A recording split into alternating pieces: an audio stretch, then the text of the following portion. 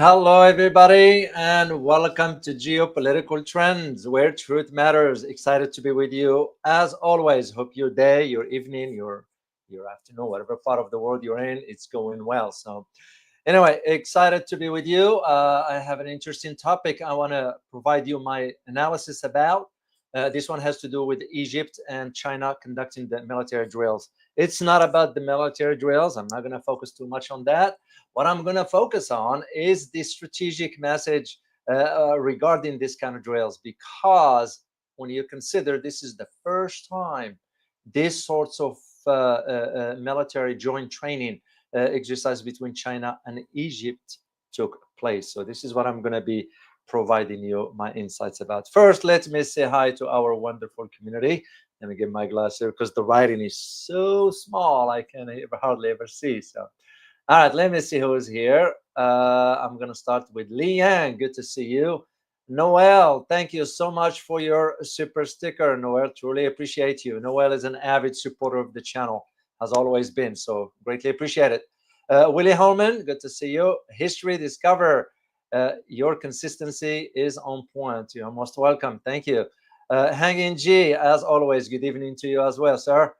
Truth Seeker, SK Wong, I haven't seen you for a while. I hope all is well, and I'm glad you are able to make it live with us here. So good to see you. Amanda, as always, good to see you. Good morning, everyone. I made it in time to class. This is an interesting Amanda. You know why? When I used to teach, I had a rule for the students, and the rule was I will not let you in class if you go beyond 5 minutes. In other words, if the class starts at 10, I'll give you till about 10:05. But if you show up at 10:06, I won't let you in. And of course, the student didn't like it first, but it was about helping them understand the being prompt for their own good. So, and some of them came to appreciate it. So good to see you as always. Laval, good to see you. Creo, as always, the traveler. Alice Talukin, good to see you. Hey, brothers, good to see you, and I'm glad you are here live also. So, and I understand, guys, some of you with your work schedule, your time zone, and so forth. No worries, no worries at all. So, all right, let me first start by some housekeeping stuff here. Then I'll dive into my conversation here. I don't have headlines for you today, guys. Be on the lookout. I'm gonna now be preparing an interview with Giant Bahandari. He's been an avid guest here. He's always here on the channel. So I reached out to him, and we are working out the details regarding the dates and the time. Also, I'm going to be reaching out to Carl Za to figure out whether we do the live stream, the monthly conversation, whether we do it this weekend or the upcoming week, the following weekend, next week, that is. The second thing I want to share with you has to do with the survey that some of you participated in, and I am very, very grateful that you did, in which I asked you a question: will Iran dismantle its nuclear and missile programs to avoid war? Well, here's the outcome of the survey. 89% of you say no, 5% say yes, and 7% say don't know. I think, my opinion, and I am with the camp that said no, because it will be a strategic mistake if Iran dismantle everything. It will be the same outcome Libya experienced. So, and that will not be. That will be a big mistake, strategic mistake for Iran. Even though I don't feel they're gonna do that. And speaking of Iran, while I'm thinking about it, last time I forgot to share with you this one here. You guys not gonna know who this guy is. His name is Asif William Rahman.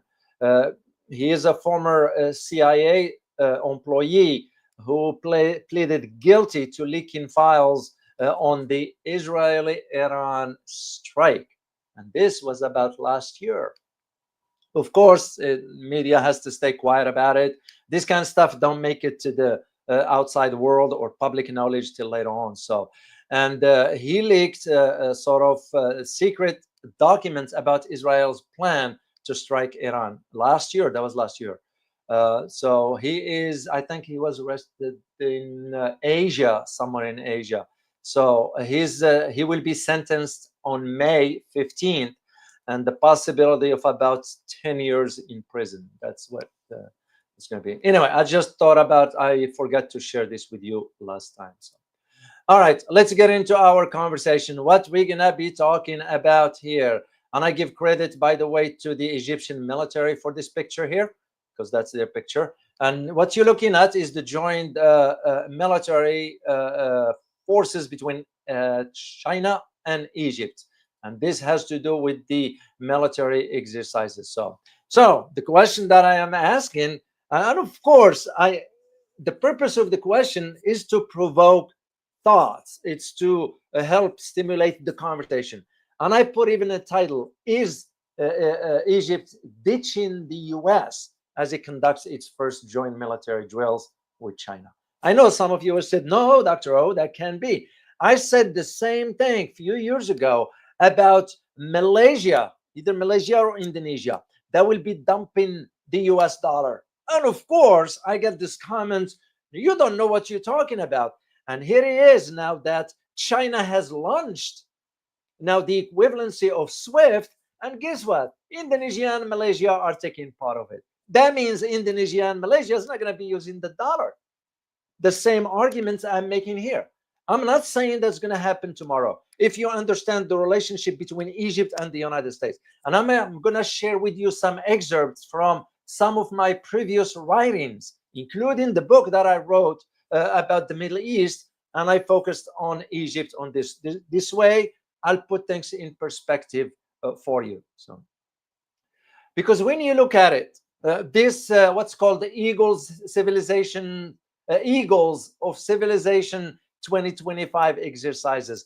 The term in itself, if you translate it to Arabic, to those who speak Arabic, it translates to Nusur al-Hadara.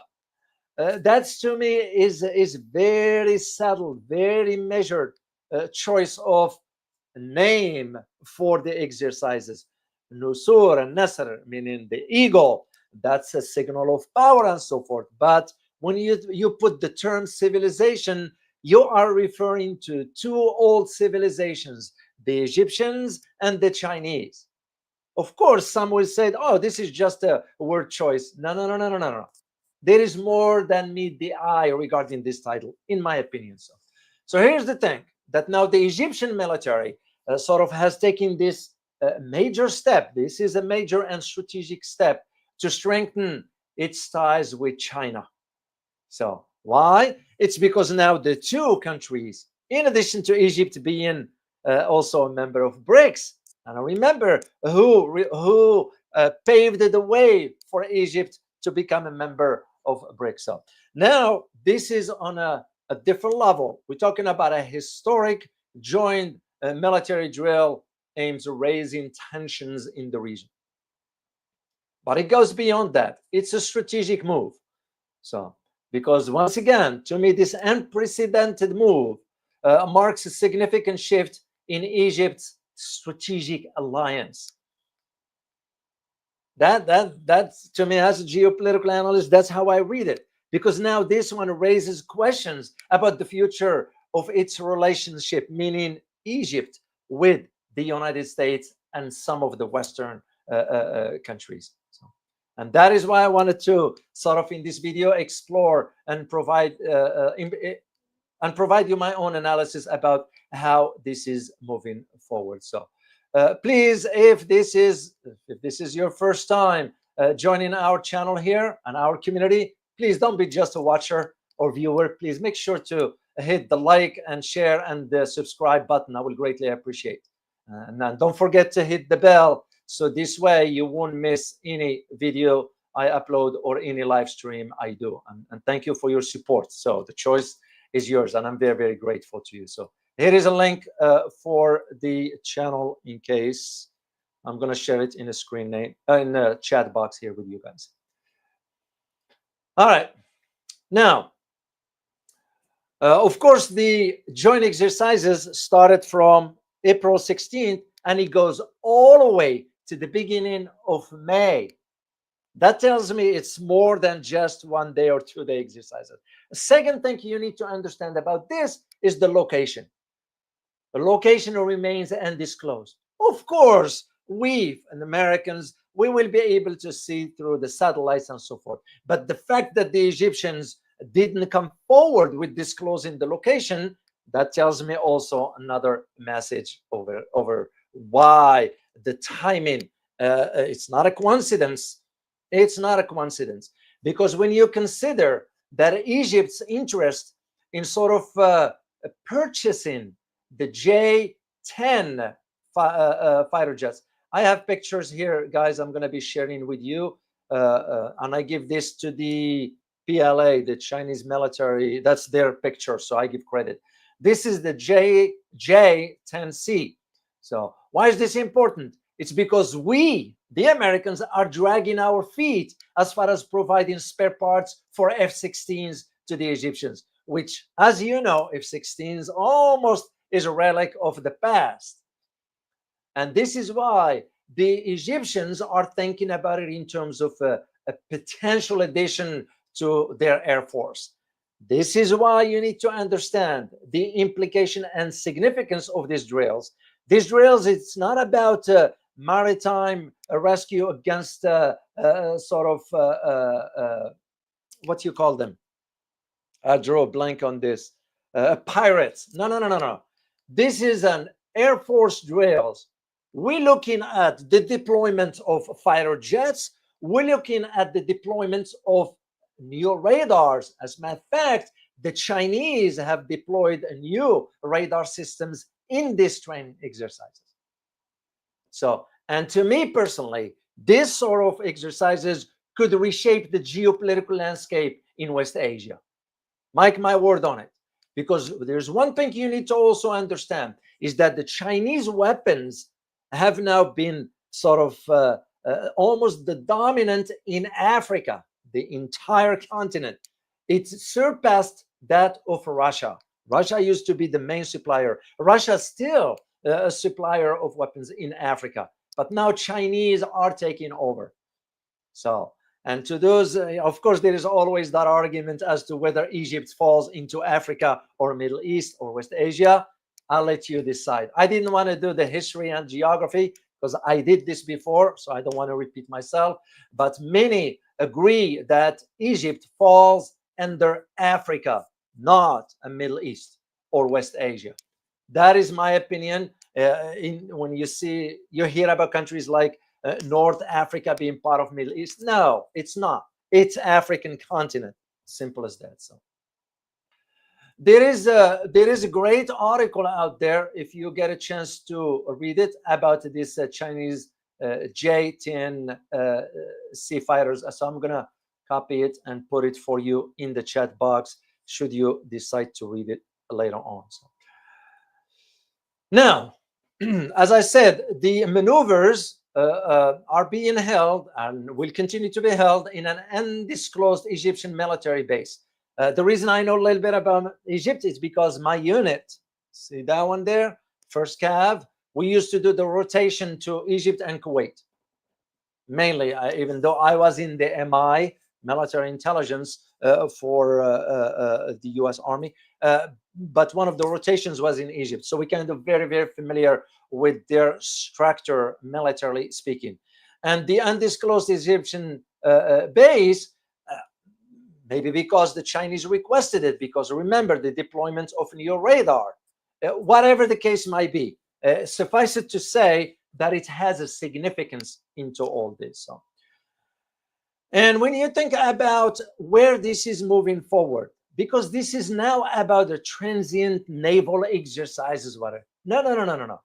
This is moving to a higher level. We're talking about Air Force. We're talking about air powers. We're talking about upgrade of fighter jets. And this is where you start to ask yourself, what could it be? The goals or the objectives and the messages from this first. This is the first. I need you guys to remember this. This is the first air maneuvers between China and Egypt. Yeah, because here is the thing. And I had a chance to read an analysis by a major general. He's a fellow he's a fellow at the Military Academy for Advanced and strategic studies, and also a visiting professor at NATO in Brussels. So his name is Dr. Sayed Ghonaim. I hope I pronounced this correct. And I agree with his assessments. So, and because there is an objective to these exercises, and there is a message. Of course, some inside the Egyptian administration, which is most of it are military, because remember how Abdel Fattah Sisi came to power through a coup that we gave the green light to, and I'll get into that later on. So, because one thing you need to consider is that Egypt is a main ally of the US, but is also a main non-NATO ally, the same way Morocco falls under. This is why we went ahead and sold. We agreed to sell certain type of weapons, and I'm going to address this one as I move forward. So, and the reason why now Cairo is exercising, or Egypt is sort of conducting this air exercises with the US. I disagree with Major General for labeling China as the emerging enemy. Why use the term enemy when you say it's an emerging power? And this is, again, remember, he's a fellow visiting professors at NATO. You have to understand the wording. This is no different than what the NATO analysis last year that painted China as the main target to NATO's security. I mean, come on. Look where China is, look where NATO is, and how the heck China is becoming a major security threat to NATO. You got my point. You got my point. Anyway, I disagree on this point with the Major General. However, he is right when he sort of equate this strategic partnership with China sort of as an important and promising partner. Couldn't agree more. This is why I had to put a sort of a word on one of my right here. When I put one of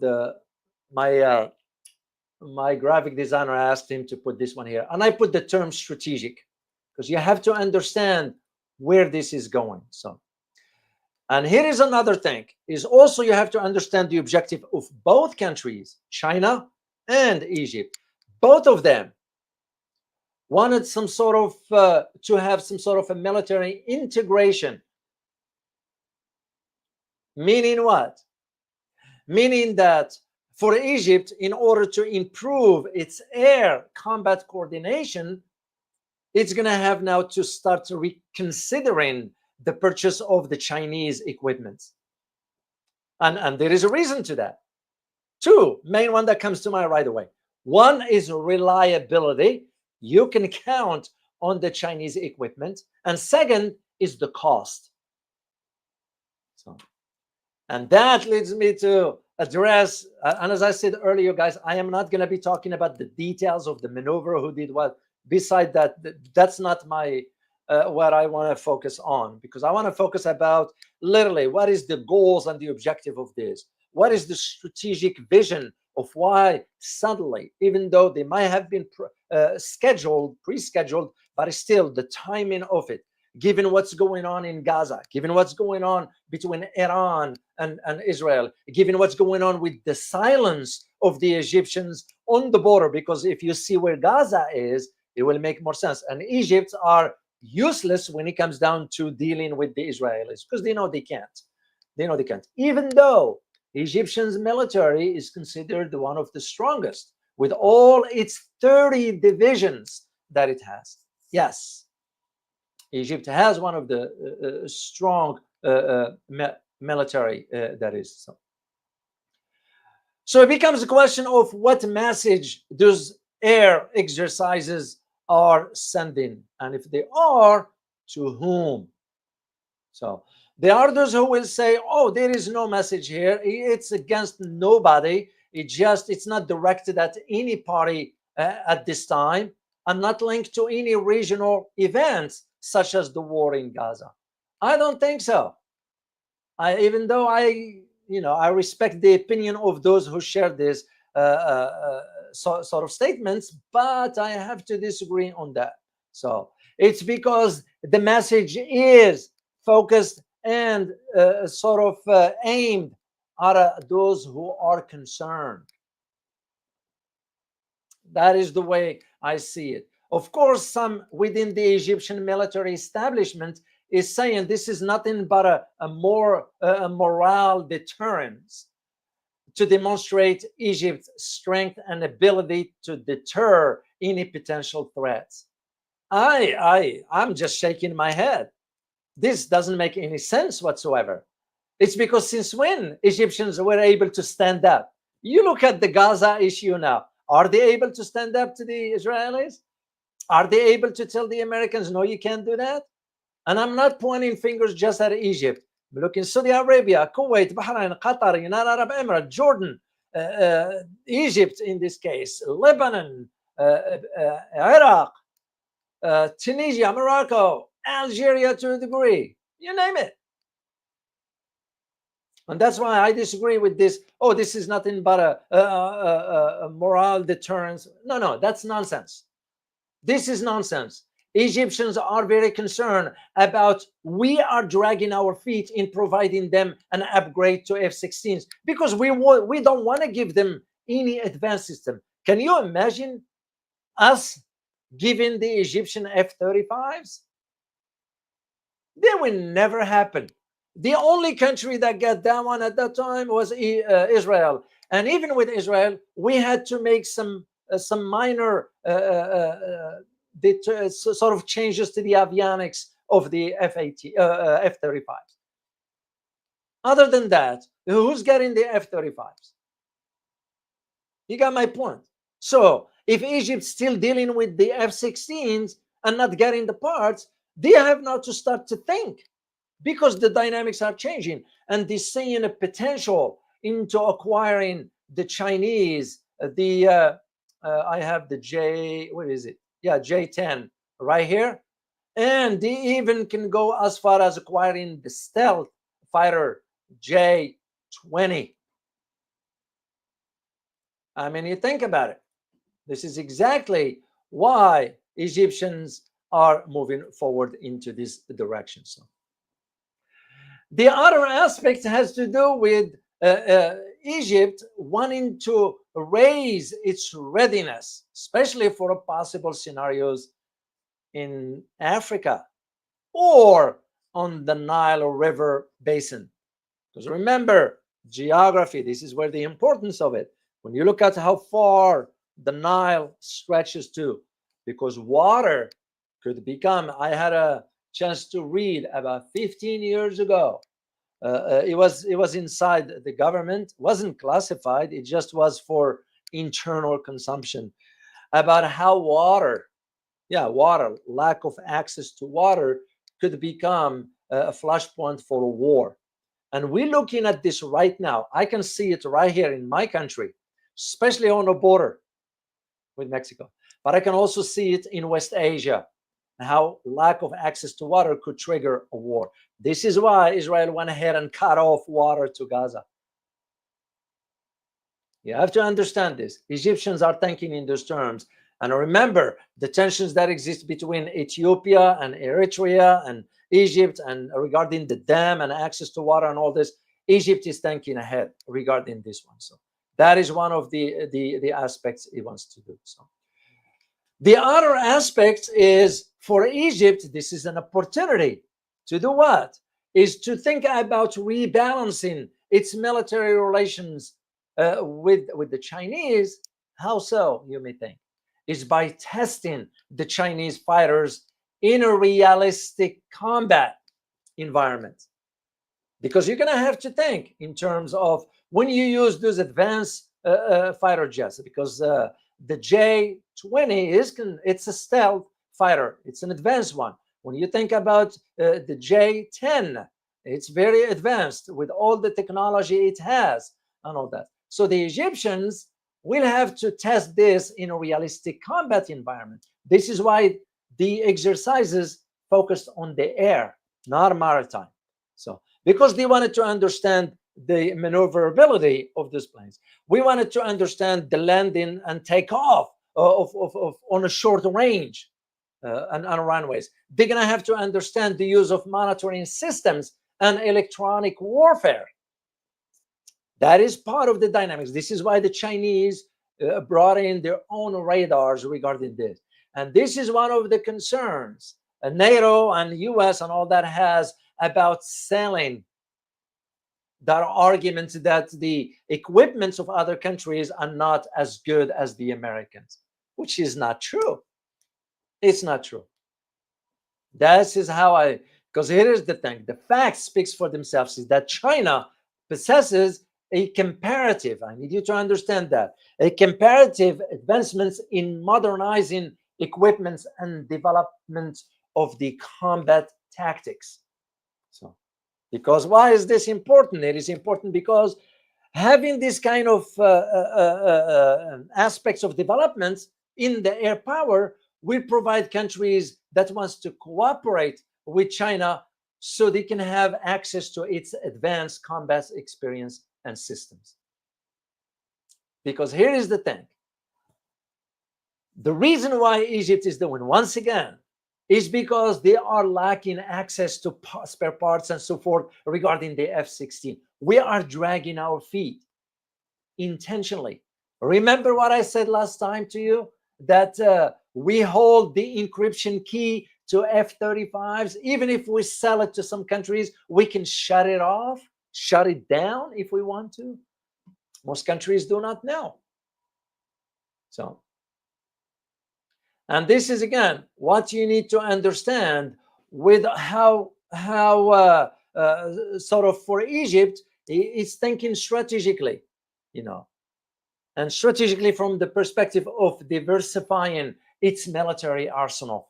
They can't be depending on only the US right now, given where the US is going, given with the Trump in office and the chaos that exists, whatever. Who's to say that Mr. Trump will turn on Egypt and say, you know, we're not giving you any spare parts anymore?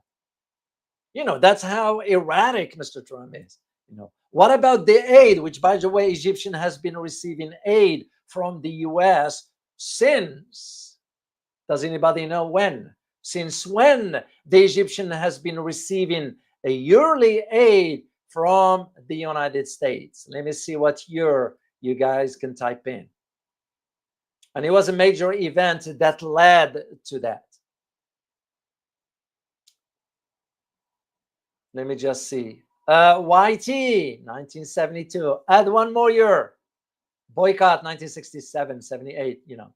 It has to do with the Camp David, 1973, if I'm not mistaken, 1973. So it's because Egypt signed the deal with the Israelis regarding peace, and in return, we gave them yearly, our taxpayers, you know.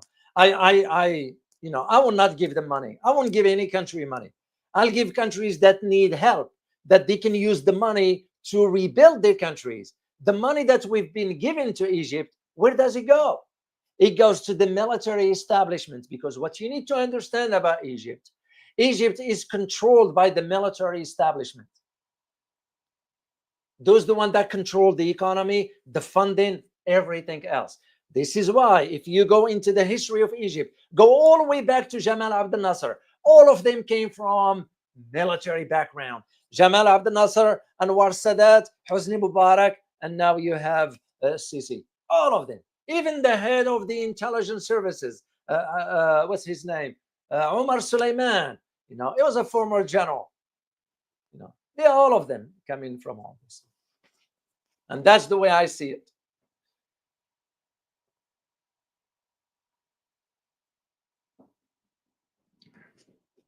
Pardon me. Now, there is another aspect we have to. Oh, Rafael, I'm gonna, since I do live stream by myself, I can interrupt here. Rafael, thank you so much. I need you to know, Rafael, how much I appreciate your support for the channel. I don't take it for granted. I just need you to know this. You know, it means a lot to me, and I'm very, very grateful to you for that. So, you wrote, I think Egypt saw the Greek Empire going away. This saw the Romans This, so the Turk empire getting destroyed, I think they accept China gonna be the one. Good point. A good point into that, because they're gonna have to think strategically. Remember, the economic conditions inside Egypt, it's not promising. And I'm even left to ask myself, what happened to the aid that we send into the Egypt that's supposed to go to the people? The same we do for other countries. Even the Palestinian Liberation Organization, we give them about 700 to 800 million dollars a year. Where does it go? We give money to Egypt, we give money to other countries.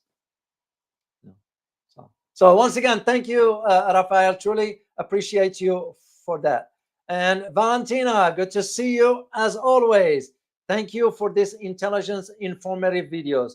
You are most welcome, Valentina. It really means a lot to me that you are recognizing this, because like I always say, guys, the analysis that I do is unique to this channel. I don't follow the crowd in YouTube just talking about whatever. I care less for views if it has or not. No. It's the quality of the information that I need you to have, because you are giving me your time. You are sitting here and listening to what I have to say.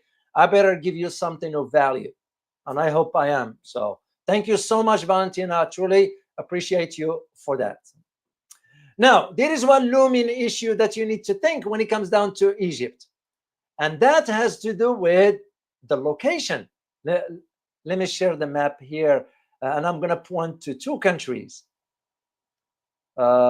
This one, you might see it right there. Yeah, here is Egypt. And the two countries I'm referring to here is all the way in the west, is Morocco and Algeria. You all know the tensions that exist between Morocco and Algeria regarding the desert, the Sahara Desert. Why is this important? And I can do a video on this separately, but for now, I'm not going to tackle this one here. The reason you need to understand, because, and I'll start with Morocco first, because Morocco just got the green light to go ahead with the purchase of the FIM-92 Stinger missiles from the United States. Let me share a picture with you here so you guys can see. It's right here. Those are the missiles. Now, Morocco is going to be buying about 600, almost about 900 million, almost $1 billion, and those are shoulder-fired missile system, which designed to take down low-flying aircraft such as helicopters and even fighter jets. So now makes me just wonder, can Morocco afford $1 billion purchase at the expense of the economy? Some of you will say, common sense will say no. Others will say, yes, it can, given the tensions that exist with Algeria. And that is my point. On the other hand, I still can counter-argue this by saying for Morocco, it could have considered buying, for example, the Chinese HQ-7, which is also a short-range air defense missile at a fraction the cost. Those missiles cost about, to my knowledge, about $24,000 to $25,000 each. But of course, you have to buy the launcher and so forth with that. So, but still, it won't amount to $1 billion. But again, Morocco has its own reasons for moving forward with this, except that the argument we are making to the Moroccan government is that this is for your future defense. The same arguments we make to the Saudis, Bahrain, Qatar, Kuwait, you name it. That's how we sell the weapons. Now, on the Algeria part, you're going to have to think also Algeria just purchased some weapons from Russia, but it also purchased something from China, which is the Corvette. This is the naval, what the Algerian just purchased from the Chinese, because now Algeria just placed an order for the additional type of 056 Corvette from China. This is what you need to understand, because this one is tied to what's called the Patrol Corvette and Project 22380 missile corvette. So this is very, very important to understand. So the dynamics that exist between Morocco and Algeria, it's making Egypt think long term. What if scenario? So they wanted to be prepared. Because remember, Morocco is client of the US. Algeria is client of both China and Russia. That leaves you with the two left countries. Tunisia, which is in a social chaos right now, what's going on internally. That leaves us with Libya. Libya is moving away from the US. That's the whole reason for why we launched NATO and took out Gaddafi, because of what he was planning on doing. And that leaves Egypt. And this is why Egypt now made that decision to move forward.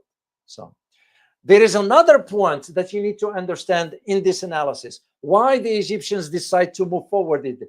They know, the Egyptians know that this is going to aggravate the Americans, but who cares? Who cares? The reason Egypt wants for this is because they understand the Chinese flexibility. What do I mean by this? The Chinese always come in free from any political sensitivities and mistrust. In other words, Chinese, when they go ahead and involve in transactions like this with Egypt, they are not going to be talking to Egypt about human rights, about free elections, about this nonsense stuff. That is why. And that's why you have to think in terms, is this building to sort of a strategic alliance, strategic partnership, long-term, reliable partner?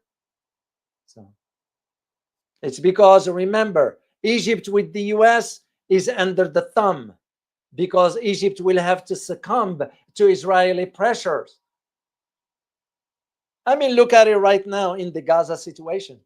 And not just Egypt, any Arab country beside Yemen and Iran. Not Arab, sorry, because Iran is not an Arab. Iran is Persian. Any Muslim, so-called Muslim countries. So, but even for Egypt, he was under the thumb of the US, but also still had to purchase Rafale fighter jets from France.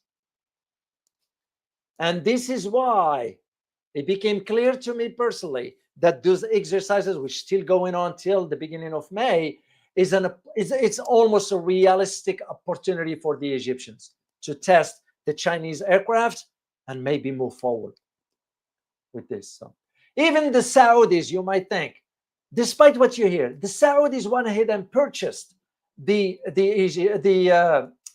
Chinese technology, and I have documentation for that.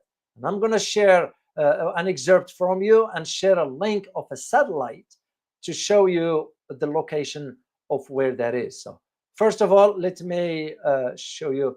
This excerpt is from my Saudi book that I wrote about Saudi Arabia. So here is what I wrote back then.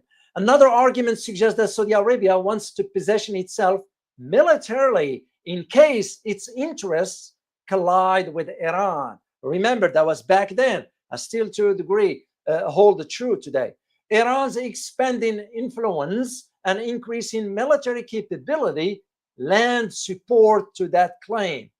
Indeed, many defense analysts suggest that Iran's military capabilities outmatch those of Saudi Arabia, especially its naval capability and missile accuracy. The latter assertion compels me to address Saudi Arabia's missile force. Saudi Arabia's missile technology is outdated and weak in comparison to that of Iran, Israel, and Turkey. The southern missile base in Saudi Arabia, which was kept secret for some time, is now exposed. There is, however, nothing of great importance about that missile site. The site, which called Al-Sulayl, is the first Saudi ballistic missile facility, which was built in 1987 or 1988 near the town of Al-Sulayl, which is about 450 kilometers southwest of the Saudi capital, Riyadh. Why is this important? Because it houses the Dongfang 3, which is a Chinese missile known for its test. And I have a link here, guys. I'm going to share it with you. Just give me a second here. I'm going to share, sorry, I'm going to share the satellite. And this is not a military satellite image. I can't share that anyway. I don't have access to it anyway. This is just a public domain here. Take a look, guys, here. And this is where you see, I'm going to make this bigger.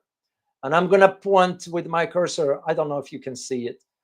You see where Riyadh is? You have to move southwest about 400 kilometers. So it's right in the middle of nowhere. That's what it is. So this is where that particular aspects of it. So, and this is why when you go back to 2014, things have changed for Saudi Arabia. Why? Because Saudis made it publicly known, and the way they did it, it was through a parade, military parade, because he showed the missile launchers. The government approved that one, of course. And those, the images of online of DF3, those are Chinese missile launchers. And another type was DF21.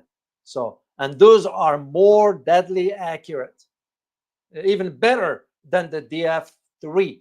So, and I remember reading one particular analysis by at that time, because I disclosed that in my book.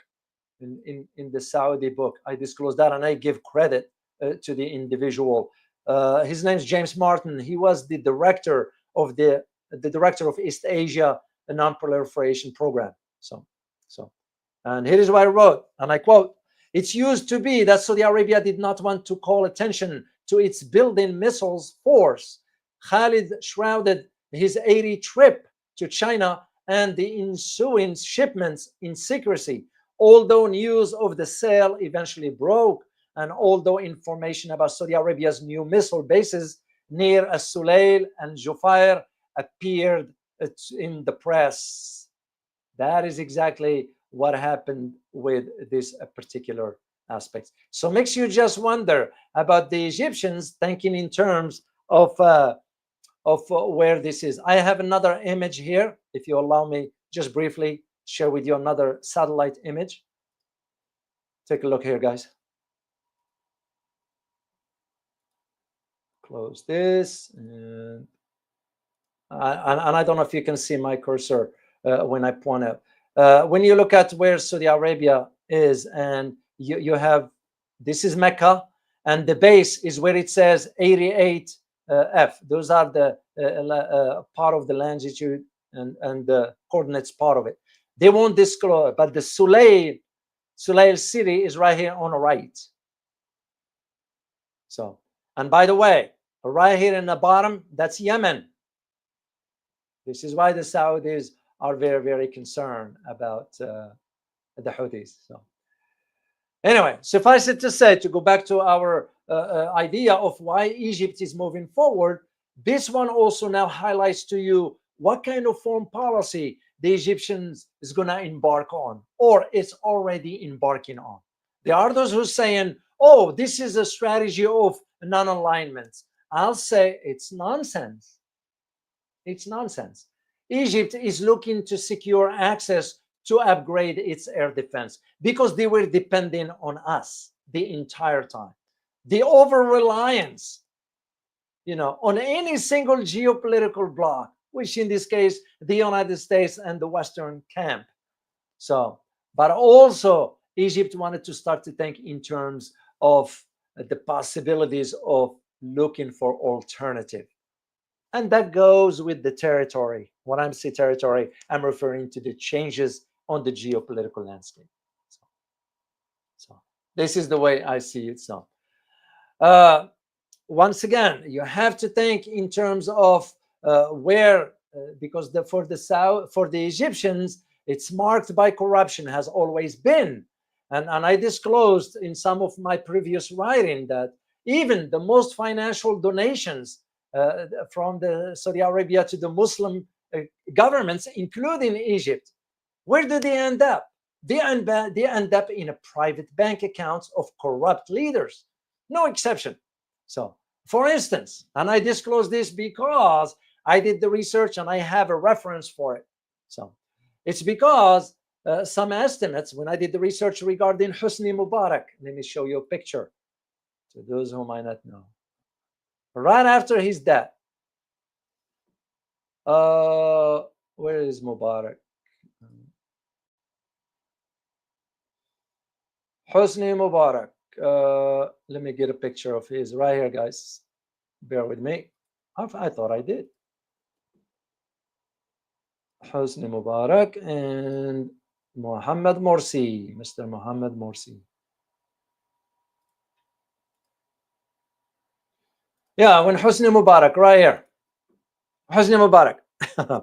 What I found in my research from when I was writing the Saudi book about the money, that during his 30 years in power, he amassed massive amount of money. So, and I know some have estimated it between 30 to 40 billion dollars. So, and of course, some of the corrupt Arab leaders were supposed to spend the financial assistance on their citizens. So, on infrastructure, on education, on job training, and so forth. You got the idea. So, ask an average Muslim in Cairo, ask an average Muslim in Amman, in Baghdad, in Beirut, or even Saudi Arabia in itself. So you got the idea. And this is, once again, you start to wonder how far and can the Chinese trust the Egyptians, because there is also a big concern. And if I were to advise the Chinese, I would say you need to make certain of one particular thing, is that you don't share all your technology with the Egyptians, because they can turn around and share it with the Americans. And the reason I'm saying this, I'm saying it from experience. There was one specific technology that we shared with the Israelis. Guess what the Israelis end up doing? They end up sharing it with the Chinese. Yeah, don't be surprised. Don't be surprised. This is how it works. So suffice it to say right now that the Egyptians are really, really seeking, they want some sort of an alternative to the F-16 fighter jets. It's because it won't hold up in a dogfight. It won't hold up against the new technologies. You know, when you consider what the Russians have, the Su-35, the Su-57, which is one of the upgrade stuff. As a matter of fact, I found out that the Russians will not sell that to any country yet. Then now you have the Chinese, the J-20 and the J-10. So, because to the Egyptians, you know, it's about survival. This is how you're going to move forward with this. And all this leads us to ask the logical question, how this is going to impact now the Egyptian-American relations moving forward. And not only that, you're going to have to think in terms of the regional balance of power, because we all know the strength of Iran. You know, even though that's Middle East or West Asia, we're talking about Africa. Still, the proximity of Egypt to the West Asia will have to make you think in terms of understanding those dynamics when you consider where Egypt is. So, in comparison. So, all this is common sense for us to think pragmatically in terms of why Egypt will be doing what it's doing. You're going to have to think in those terms. Yeah. Otherwise, we will be missing a big picture into all this. So, and how the Egyptians are going to now manage their relations with the Americans, it's hard to tell at this point. While I know for a fact is that Egyptians depend on the US annual aid. That's for sure. Egyptians don't have any advanced technologies that they can export to the rest of the world. Egypt is not your advanced technologically. It's agricultural society. So that is one of the things. So where the Egyptians seeing the change with China versus the US is that the Egyptians are noting, noting that China has become some sort of a primary trading partner for the Egyptians. That's why they are part of BRICS now, and is willing, meaning China, is willing and able to transfer and localized technology to others, not just to the Egyptians, unlike the United States, which restricts its partners. And this is why, when you think about the arms sales relations between Egypt and the United States, will likely decline moving forward in favor of China. But you have to understand also the political structure inside Egypt. Very, very complicated, a country marred by massive corruption. And that's exactly what I argued in my first book. I remember, because right after the elections in 2013, when Mohammed Morsi, this guy right here, let me share the picture with you. You all remember when Mohammed Morsi won the democratically elections. We didn't like the outcome. And that's why we went ahead and gave the green light for Sisi to conduct. Let me see if I can find his picture. Yeah, I do have a picture of the current president. Yeah, he's also another corrupted anyway. But right here, that's the current one. He is a former general also, so all of them come from that. So let me share a quick excerpt with you here before I continue on my analysis. This is from my first book. And here's what I wrote. The United States' ability to articulate its vision for how it intends to cooperate with other global powers and regional players is paramount.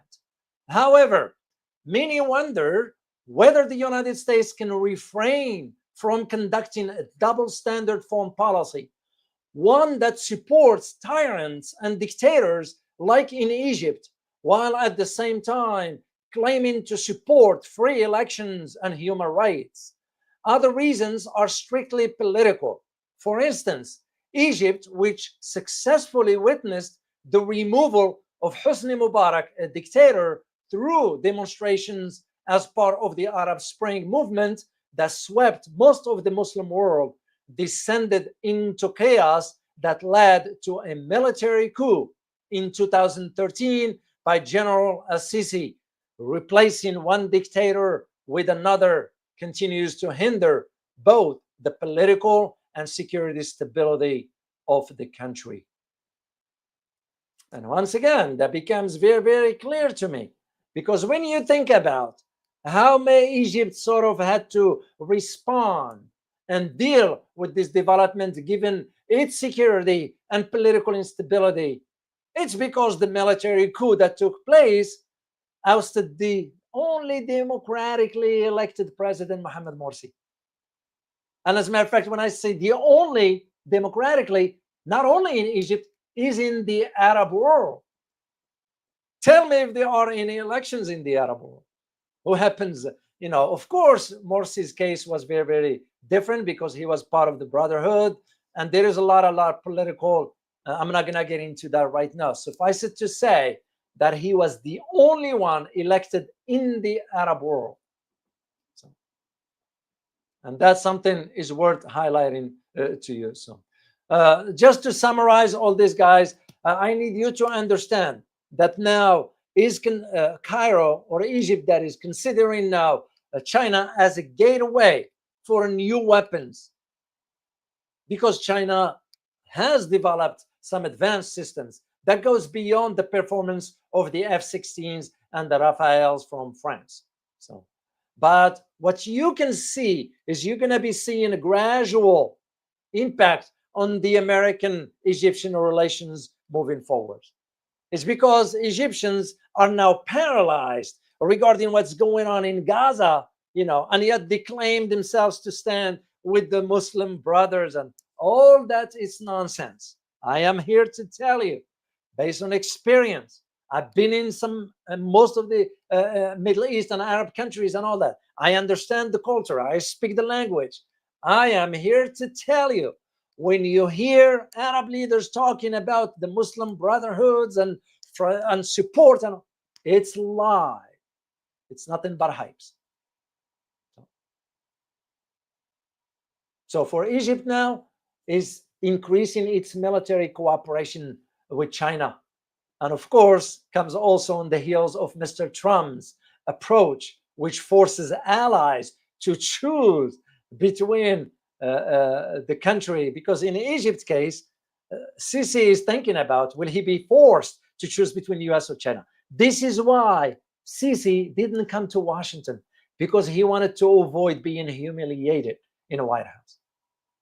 So one thing that I am leaning more towards now is that what I see is that I see the Chinese fighter jets, the like of might not be J-20, but at least J-10. I can see them as a replacement for the F-16s moving forward. And this, of course, is going to impact the relationship, the military relationship between, or partnership between the US and Egypt. So, but again, Egypt has to do what it has to do to think about its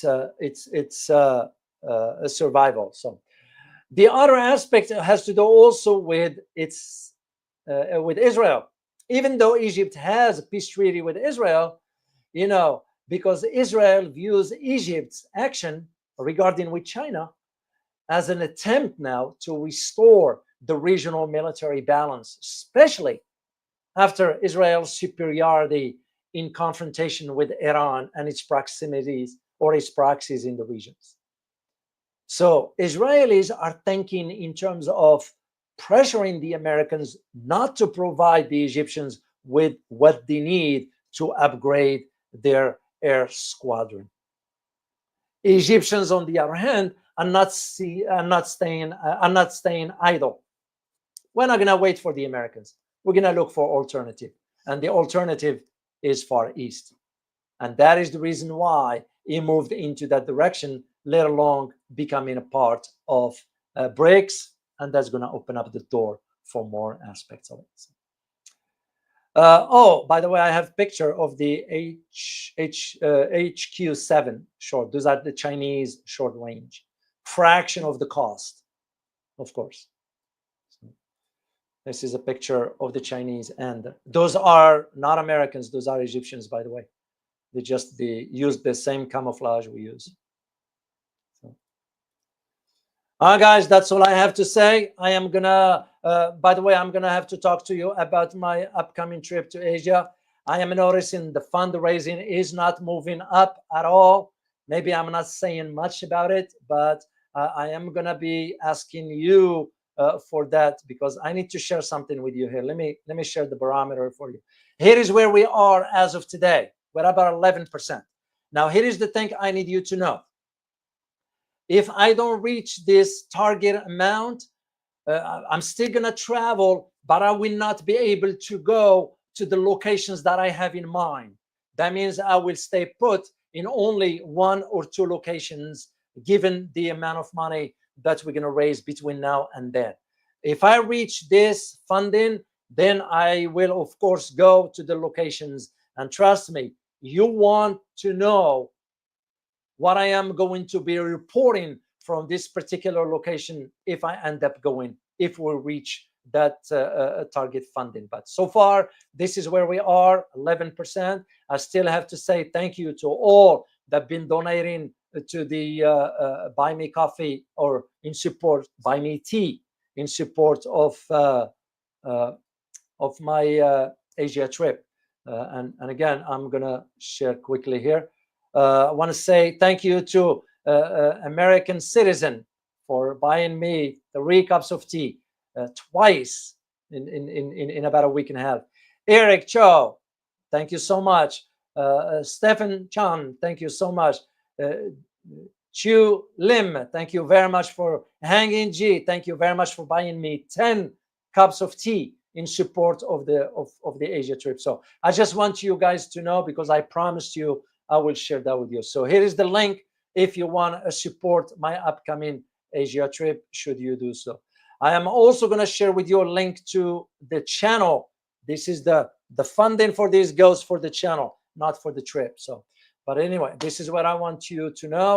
And if you decide to purchase some of my books, here is the link for that. And I am very, very grateful for your support. Once again, let me go back to say thank you to those who for super sticker. Once again, Noel, I want to say thank you again. Appreciate you for that. Valentina, once again, many thanks for your continued support. Rafael, can't thank you enough, man, for your continued support. Karim, thank you for becoming a new member of the channel, and welcome to our community. So good to have you. Once again, Rafael, here you are again. My take is the new Russia-China world order regional power will solve problems in their areas. Egypt is getting room to solve the Gaza issue. I see your point on this, Rafael. The only thing that I have a reservation on is that Arabs are so weak to take stand against Israel or the United States regarding Gaza. The reason being because most Arab countries only use the Palestinian cause to divert attentions from domestic failures, economics, education, healthcare, infrastructure, and so forth. I mean, by now they would have done it. Look, how long has been the conflict between in Gaza? What did the Arab countries do? And that's my point. So I see your point on that, Rafael, but I also have that reservation because I happen to know how the mindset and how the governments in the Arab world operates. They will allow demonstrations in the streets to show the public image that we're supporting the Palestinians, but deep down, they care less because they wanted to divert the attentions from their own failures. That's just the way I see it. And anybody, guys, you can chip in here with your ideas. If I am wrong or if you have a different opinion, share it with the community, and I'm very, very grateful to all of you. I'll thank you for keeping the conversation very civil. I appreciate you for that, guys. I want you to know, and it's up to you guys to keep an eye also on the channel how things are moving. So I can only do one thing at a time. So I count on you. So Herc, Owen, so thank you so much for this, man. Truly appreciate you. Thank you, sir. Pleasure as always. We enjoy your analysis and insight. My pleasure. It's really community members like yourselves, guys. It's what keeps me going. And I want you to know that. And I'm not saying it to be Mr. Nice. I am not that type. I'm a straight shooter. Don't ever expect me to sugarcoat things. And it's not my personality. That's just, that's just how I am. Even with family members, whatever, they know. I don't sugar. I can't. It's just not my personality. So when I say I appreciate you for whatever you're doing, I mean it. So, guys, remember to join me tomorrow on the other channel. We're gonna be talking tomorrow about Europe's economy in link with the U.S. tariffs and so forth. So don't forget to join me tomorrow. I'll be there with Elizabeth, so we'll be talking about Europeans, and I'll be coordinating with Giant Bandari and Kalza for our upcoming interview here on this channel. As always, remember, geopolitics impact your daily life in more ways than one. Till next time, guys. Bye-bye.